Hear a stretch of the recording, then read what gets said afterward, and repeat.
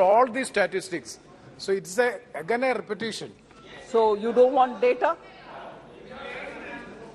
So just to highlight what measures have been taken to make sure the recovery happens well.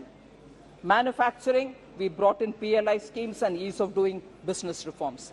Taxation, we brought in faceless income tax, repealed retrospective taxation, we brought in transparency. ECGLS has benefited 14 lakh MSMEs. One Nation, One Ration card has benefited the common man, particularly the migrant workers. Credit for street vendors is now available under PM Swanidhi without any kind of collateral. Diversified opportunities in coal has resulted in several minerals being now freely available. Account aggregator has come in play, and also limited liability partnership have been provided, a lot of ease of doing business. So I will move over to talking about, sir, inflation, of course. If I give data, it's not comfortable for many of them to hear, but it is a matter of fact, sir, that opposition-ruled states have not reduced the price of fuel, as a result of which inflation in those states are still continuing to be high. Rajasthan is one of them. Bihar, Kerala, Telangana are all still keeping their fuel price high.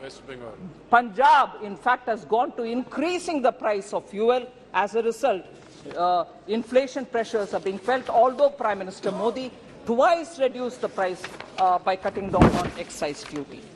Sir, MSME, I had a few things to say, but for the constraint of time, I'll move over to talking on how Modi ji has kept वित्त मंत्री निर्मला सीतारमण विस्तार से जानकारी देती हुई कि अर्थव्यवस्था के मोर्चे पर हिंदुस्तान कितनी तेज रफ्तार से अपने आप को आगे बढ़ा रहा है। शाम 4 बजे प्रधानमंत्री नरेंद्र मोदी का लोकसभा के भीतर संबोधन होगा, लेकिन आज सुबह सुबह आपको बताते चले 2 दिनों से लगातार अविश्वास प्रस्ताव पर चर्चा जारी थी। आज तीसरा दिन था।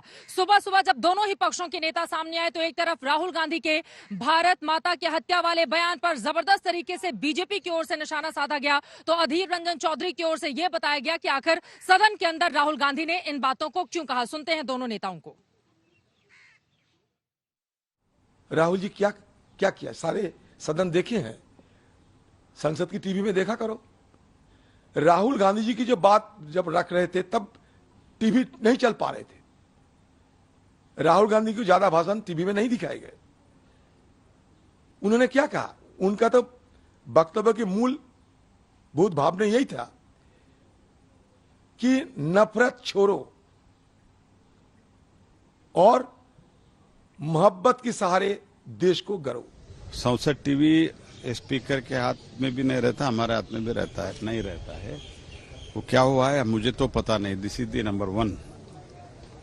नंबर 2, एक्सपंज करने का काम जो चेयर पे है, तो ये नॉर्मल प्रक्रिया है। अगर अनपार्लियामेंट्री है, ऐसे चीजों को कभी भी वो एक्सपेंड करता है। तो बहुत बरसों से, दशकों से ये है, इतिहास में है ही है। ये तो हम तो नया तो नहीं बना रहे।